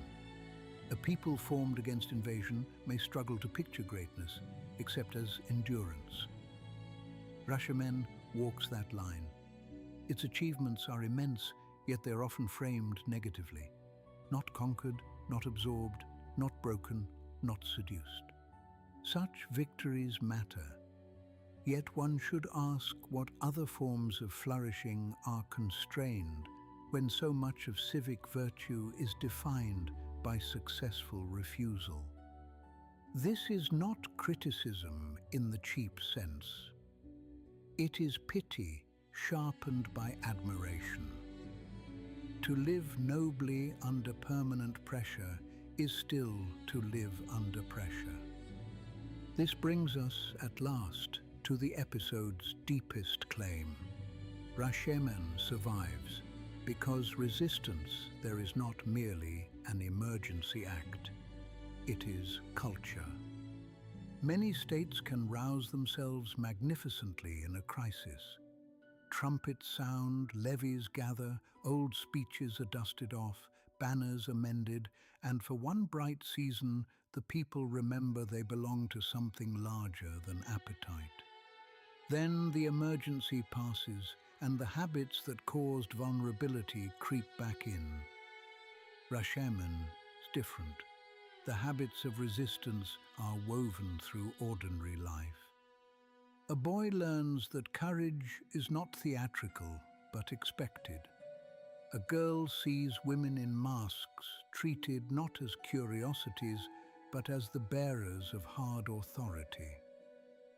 A household keeps its rights not because a distant priesthood audits them quarterly, but because the family's relation to luck, ancestors, and local spirits is assumed to matter.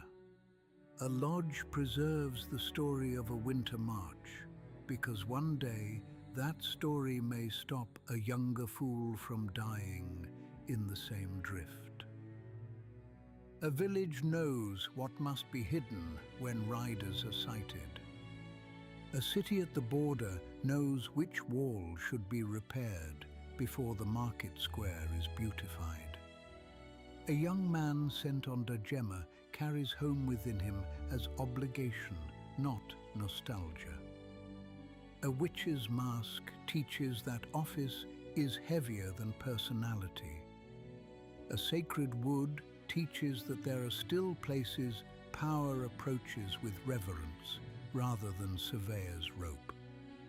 The result is a society whose defenses are diffused into meaning. This is what empire repeatedly fails to grasp. It sees fortifications, troops, magic, leaders. It notices the visible instruments.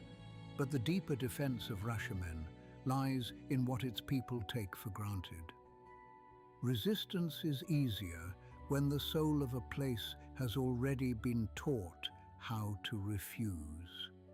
The same is true of its oaths.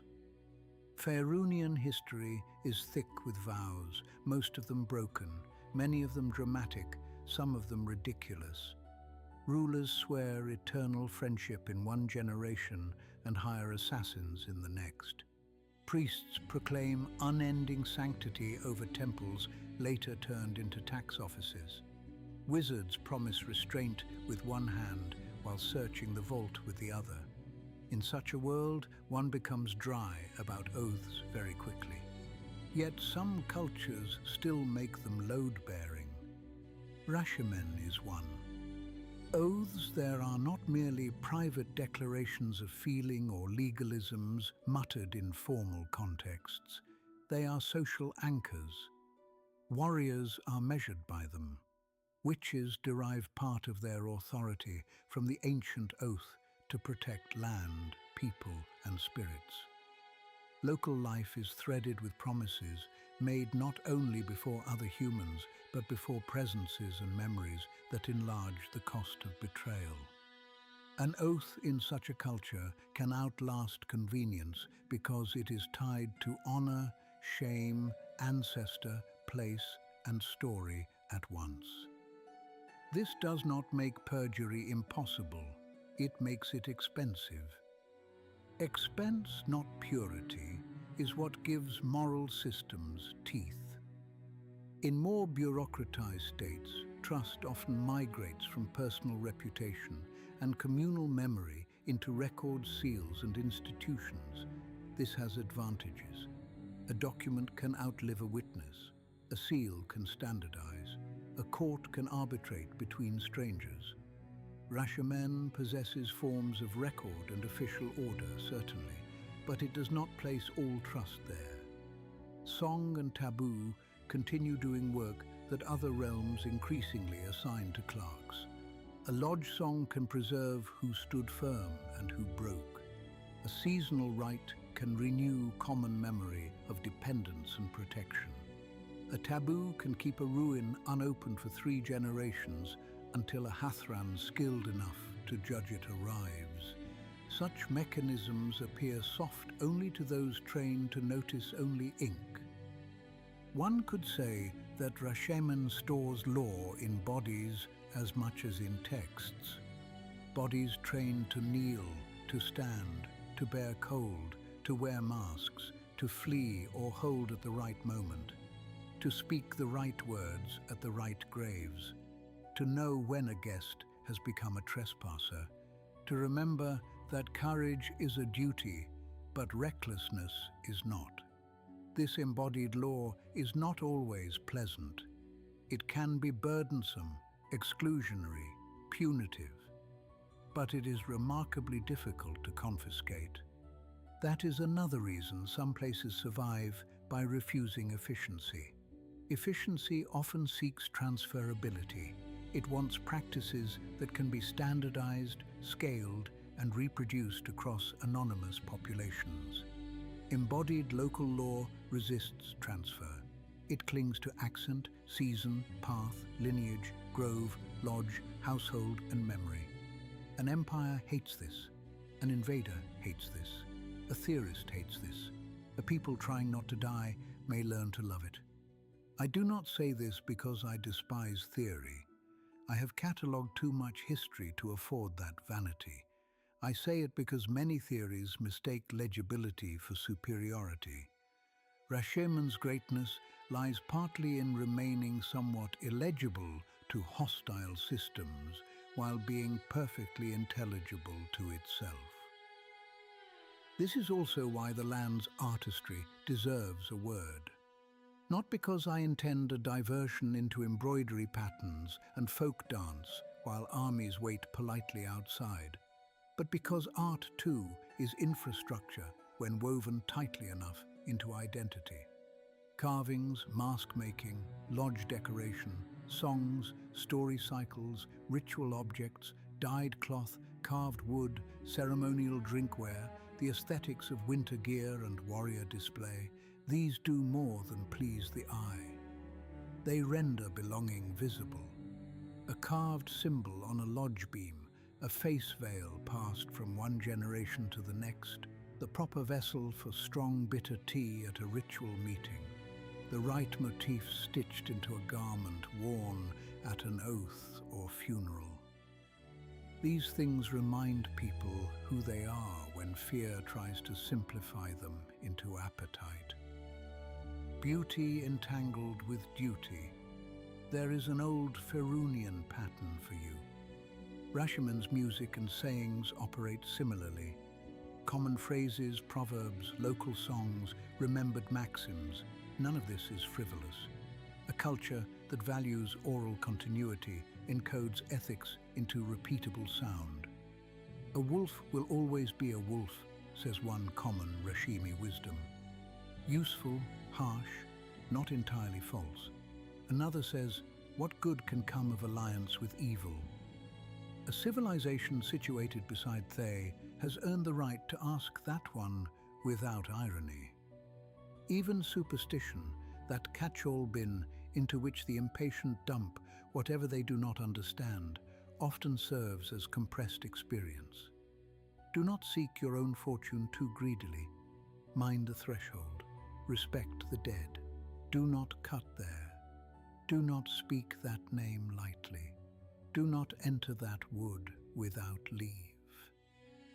You may believe as much or as little of the unseen mechanism as you please. The social effect remains. People act carefully around inherited danger.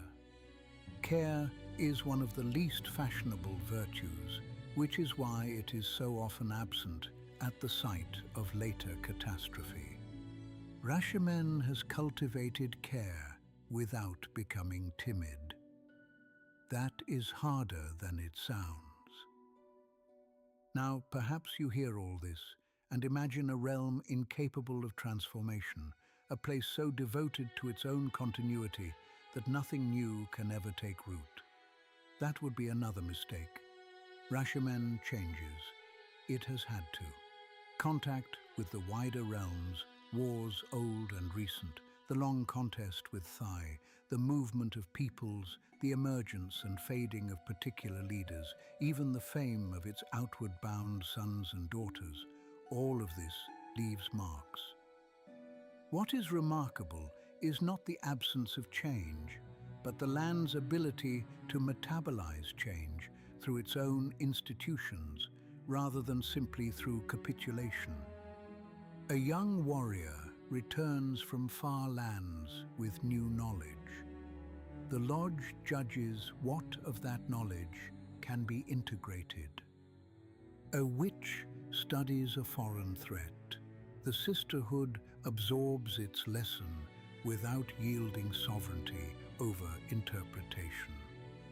A city like Mulptan handles trade. The realm permits the commerce while holding it below the level of ultimate value. A disaster like the Tuigan assault wounds the East. The memory enters warning, lament, and altered preparation rather than dissolving the social frame entirely. This is what adaptive conservatism looks like, when it is not merely an excuse for cowardice. Rashemen keeps its center while learning at the edges. Here too one sees the difference between living tradition and fossilized tradition. A fossil repeats because it is dead.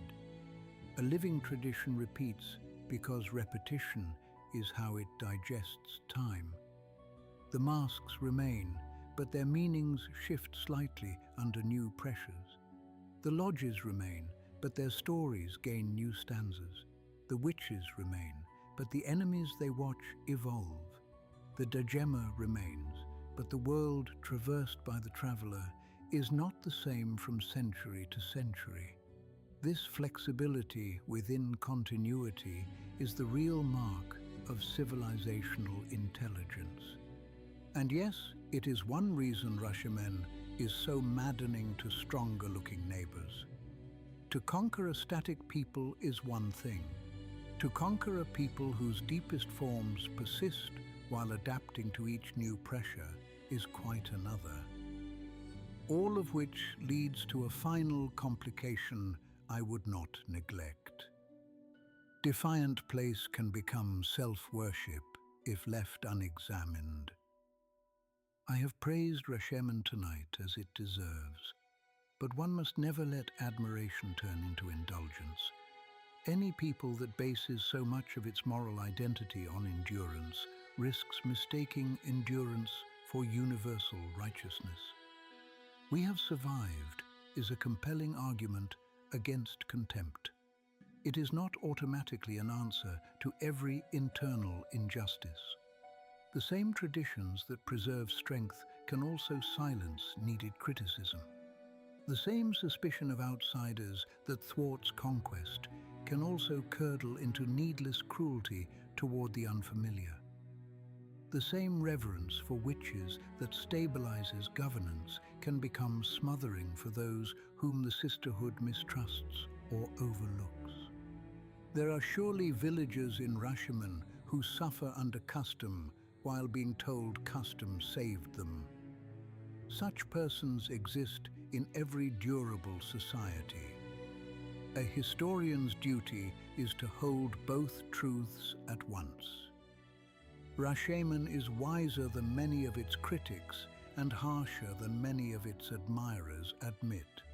That is why it interests me. And that is why it belongs in this season so centrally. We have spent weeks watching powers inherit ruins and attempt different answers. Jamdath turned disciplined mind into empire. Mulhorand and Unther turned divine memory into administration. The Vilhon turned waters and trade into rival civic ambition. Kalimshan turned deep time into urban continuity. Shun turned imperial habit into coercive overextension. Amn and Tether turned wealth and bloodline into unstable rivals. Chult reminded us that foreign maps can be morally stupid. The North made danger into culture. Cormyr institutionalized monarchy. The Dale lands and Sembia measured local freedom against market appetite. The Moonsea hardened wealth into walls and often into cruelty. Rashemen adds another answer to the shelf. It says, when the world around you is full of larger, richer, smoother, more openly ambitious systems, survival may depend on remaining stubbornly thick with memory. On making sovereignty local enough to endure, sacred enough to command, martial enough to bite, and distributed enough that no single captured chamber means the realm is finished.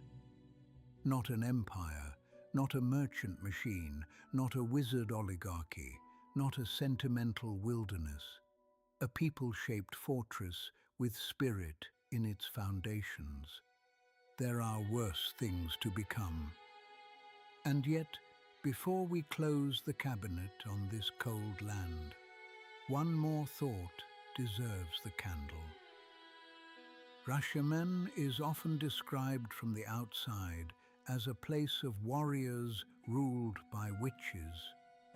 That is not wrong. It is merely insufficient. A truer description would be this: Rashemen is a society that refused to let the visible and the invisible be governed by separate classes who did not trust one another. Its warriors are not severed from sacred obligation. Its witches are not severed from practical defense. Its local customs are not severed from high politics. Its dead are not severed from its geography. Its young are not severed from the duty to return wiser. Even its magical inheritance from older Eastern powers is not severed from moral caution. Such integrations are rare. Most civilizations specialize themselves into fragility. One office handles war, another handles law, another handles spirit, another handles memory, another handles trade, another handles death. In times of peace, this looks elegant. In times of pressure, the compartments fail to speak swiftly enough. Rashemen, by contrast, keeps more of these conversations under the same roof, or at least under the same weather. That weather is severe, yes, but severity is sometimes the mother of coherence. It is no accident that a land so woven into spirit and oath produces stories that later travelers never quite forget. Even when Western chroniclers misunderstand Rashemen, they cannot stop returning to it in their tales. Why? Because it feels old in a way different from Kalimshan, stern in a way different from Cormier, magical in a way different from Tai, and communal in a way different from the Dales. It offers one of the realm's clearest examples of a people who made the land itself part of the Constitution. That leaves a mark. It leaves a mark on heroes too. Consider again the archetypes Rashemen sends abroad. The witch on grave mission, masked or unmasked, but carrying local seriousness into a larger world. The warrior companion bound by honor so literal that more sophisticated cultures mistake it for comedy. The young traveler whose dajema becomes not mere wandering but moral testing. The border defender for whom monsters, raiders, spirits and rival empires all occupy the same practical universe. These are not accidents of storytelling. They are exports of a very specific civilizational grammar. If you have ever wondered why some heroes seem to step into a room already carrying weather with them, now you know. They came from a place that trained the weather into them. And perhaps that is the proper final image for Rashemen. Not just the mask, though I began with it for a reason. Not just the berserker, though foreign bards prefer him because he is loud and easier to sketch. Not just the witch in council, the spirit in the grove, the Iron Lord in his hall, or the ruined fortress in the mountains. Rather the weather itself, the long cold memory, the discipline required by winter and neighbor alike, the sense that a people may remain humane without becoming soft, sacred without becoming theatrical, proud without becoming imperial, and suspicious without becoming wholly closed, not perfect, never that, but coherent. Coherence is a nobler civilizational achievement than perfection, and much rarer. Next time, we go south. We have lingered tonight in the shadow of Thay, often enough that the hour has earned its descent. We will cross from masked witches and oath-bound lodges into the ordered cruelties of the Red Wizards, a realm of specialized arcane power, slave labor, bureaucratic ambition, and exported fear. If Rashemen is one answer to living beside dangerous inheritance, Thay is another, brilliant, efficient, ravenous, and increasingly willing to treat every living thing as instrument. The contrast will sharpen both lands. It always has. So I leave you with questions, as is proper. What kind of power do you trust more? The kind that can be diagrammed, audited and displayed, or the kind that survives in rite, memory, and local obligation? When does efficiency preserve life, and when does it merely make domination easier to administer? How much mystery can a society afford to keep at its center before outsiders call it backward? And how much can it afford to lose before it forgets what made it worth defending? If a land remembers its dead too well, does that burden it or protect it? And what of us, who so often inherit the ruins, roads, taboos, and institutions of older ages without having sworn the oaths that made them? Are we stewards, merely beneficiaries, or trespassers who have not yet learned the cost of being politely unwelcome? The archive, as ever, remains open at taleofthelich.com. The website is live. Merch is coming soon.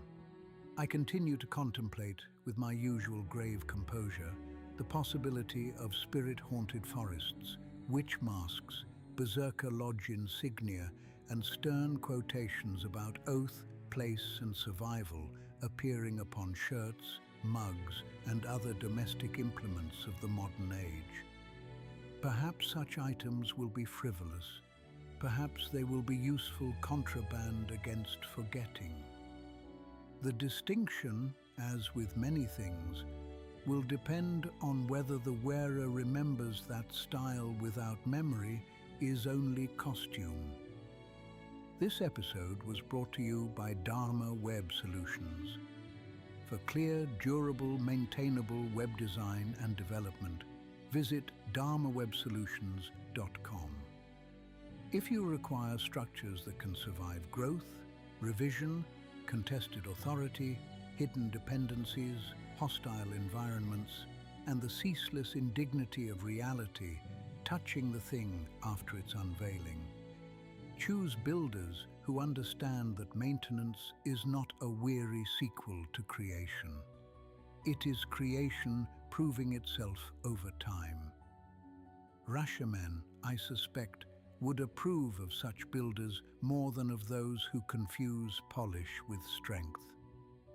Until then, keep your candles trimmed, your roads watched, your admiration for imperial neatness under suspicion, and your respect close at hand whenever a people has survived too long beside predators for their customs to be accidental. I am Irillian Cantonine. This has been the Lich's tale, and remember, ruin is not the same as forgetting.